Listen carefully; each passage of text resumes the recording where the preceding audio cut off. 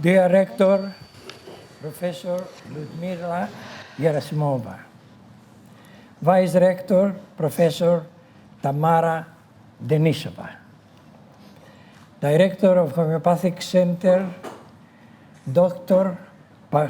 Pakhmutova, distinguished guests, ladies and gentlemen.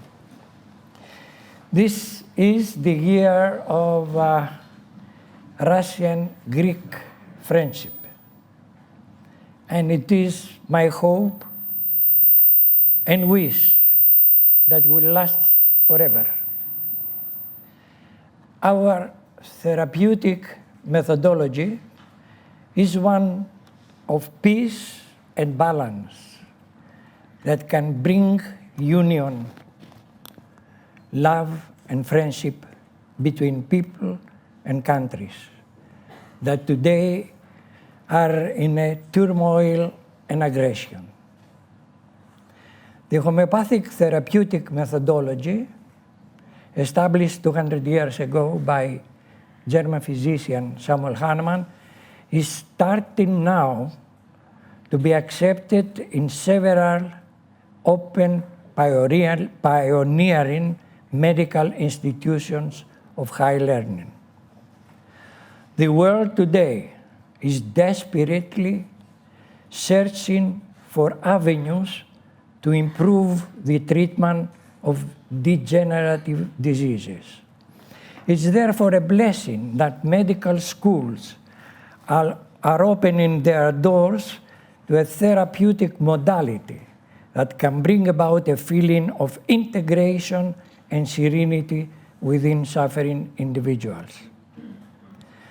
This decision of the Senate will be hailed by us as the turning point in global medicine, and I'm sure will be appreciated highly by future generations.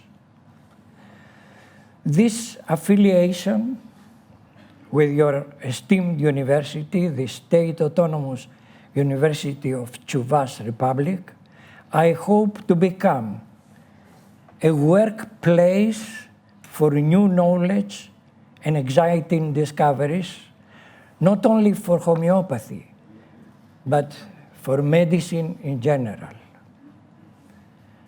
We are going to sign a document in the end of the ceremony of collaboration with which I hope will be honored by all of us. My contribution so far to this therapeutic modality is a small token to this great man, Samuel Hahnemann. I will give you now in a nutshell my observations, and I will propose to submit such observations under rigorous investigation and research that can advance our affiliation.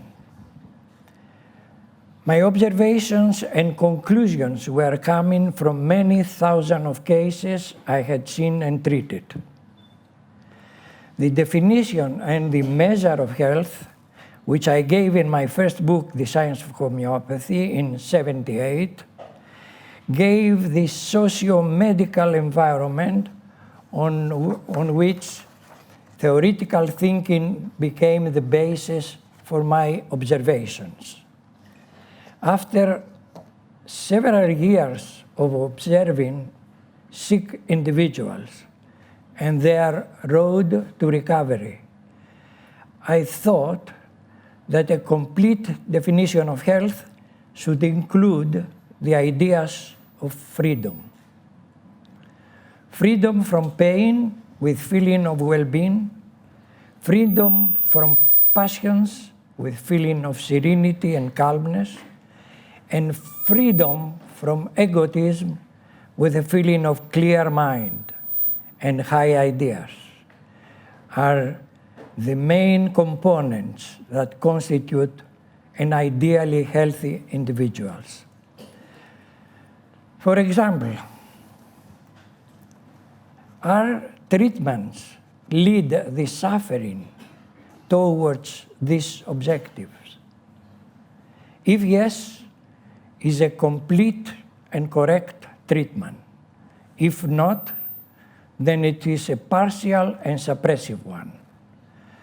For instance, if we treat a case of polyarthritis and the inflammations from the joints are relieved, but the liver starts degenerating, then the treatment is not correct and has taken the wrong direction.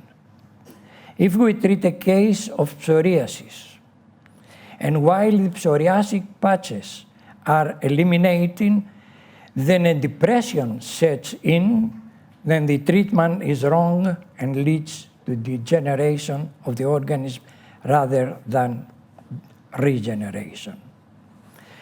In fact, what I was proposing to my students all these years was not a theoretical model of medical philosophy, but actually tangible facts about health and disease that could help them in their daily practice to determine whether they were benefiting their patients or actually set them to the road of degeneration.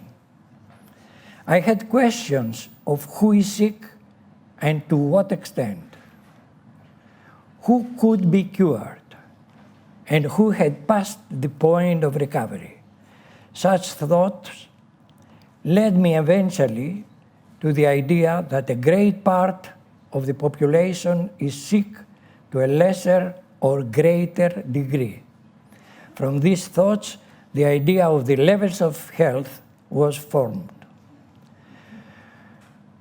We are born to a certain level of health, and we can improve or degrade this level during our life, depending on positive or negative internal or external stimulation or stresses. Then I had questions as to which were the parameters to determine such levels. I gave my observations initially on my book, A New Model for Health and Disease, and in a more detail later on in my book, Levels of Health. What I found out was that while two persons may have similar symptoms and similar pathology, the one was easy to cure and the other much more difficult. This was happening not accidentally, but according to some inner rules or conditions of the human organism that were not so far revealed. These observations led me further to investigate the reasons underlying such differences in reactions, and I discovered some very interesting facts. To give you an example, I have grounds to believe that with a lot of chronic patients, their sufferings started after an acute disease with high fever was suppressed by strong drugs. A common bronchitis after suppression would turn into bronchial asthma. A common cold into a chronic sinusitis. A suppressed tonsillitis may trigger cluster headaches that last for life. A suppressed eruption could end up in asthmatic conditions or ulcerative colitis or anxiety and panic states, or anything else depending on the predisposition of the person. The implication of this observation, if proves to be correct, is of great importance. Another observation was that if the organism, from a period of constant acutes with high fevers, was shifting to a chronic disease state, then the organism will stop developing acutes. The patient, once has entered a serious chronic condition, stops developing acute diseases, even if he was coming in contact with bacteria or microbes or viruses that they used to affect him before. This phenomenon was never noticed in conventional medicine as far as I know. But if this observation is correct, then it is of such importance that could change our whole concept of health and disease. The implications are so deep and so serious as to change our understanding about diseases.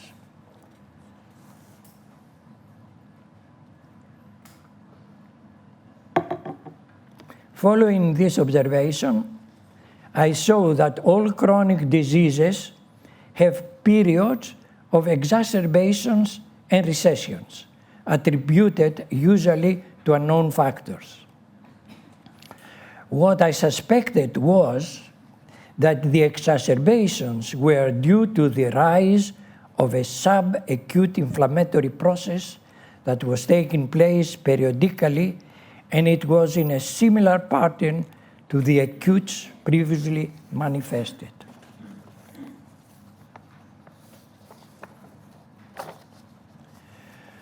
From our knowledge in homeopathy, we know that these are periodic, unsuccessful efforts of the immune system to cure itself. Should they be suppressed or rather encouraged? For example, an asthmatic crisis can be suppressed by a strong drug, but the next day reappears. An epileptic fit can be suppressed by an equally strong drug, but soon another fit follows. With the homeopathic remedy, there is an initial intensification and aggravation of the symptoms, but then follows a cure. This is a great difference of view from conventional medicine.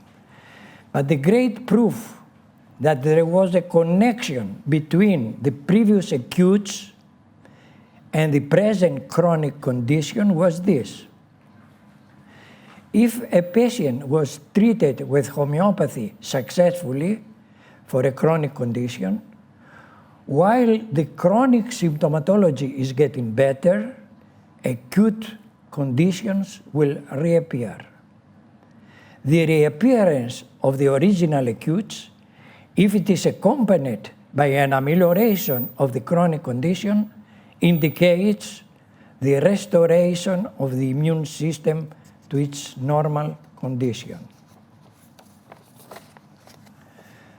These observations of many years of treating thousands of cases with chronic diseases and the consequent manifestation of all the acutes at the end of the treatment led me to the understanding that it was a continuum in the medical history of a patient. I will not go into details at this moment, but suffice to say that there is a continuum in the development of diseases, acute or chronic, in the life of an individual. These observations have been expanded in an article with the title "The Continuum of a Unified Theory of Diseases," published in the Medical Science Monitor Journal. With the signing of this agreement of scientific collaboration between the Academy and the State University of Chuvash, I hope that a rigorous process in research will start with the help of the most interested students in order to confirm or deny these assumptions. At this point, I want to make clear that homeopathy does not cure everything. There are pathological conditions that have passed the point of recovery as far as homeopathy is concerned. In such advanced pathology, the need for conventional medicine, surgery, and all the other technicalities of conventional medicine are necessary and welcomed. Homeopathy can complement conventional medicine in a wonderful way making the whole medical system more efficient and less expensive. But I must add that this therapeutic modality has ample scope for research and discoveries, not only in the areas I mentioned, but in many other areas, in order to show its real potentials in preventing human suffering. I do wish and hope that with the collaboration of your excellent university, in which I have the honor today of becoming one of its members, will manage to establish a pillar of resistance to the spreading of chronic diseases that have befallen in excess the last decades on the human race. In conclusion, I want to say that the ideas I spoke about can be considered as assumptions, and as such, I put them forward for consideration and research. In this excellent medical university, we could devise interesting experiments to investigate these ideas further. Thank you for listening to this rather strange, rare, and peculiar view of therapeutics.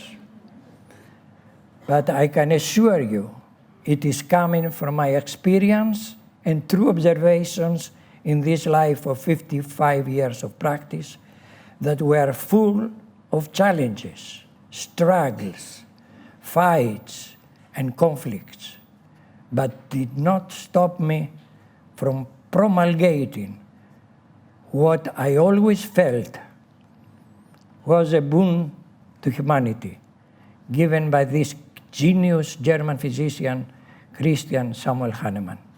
Thank you for being here today.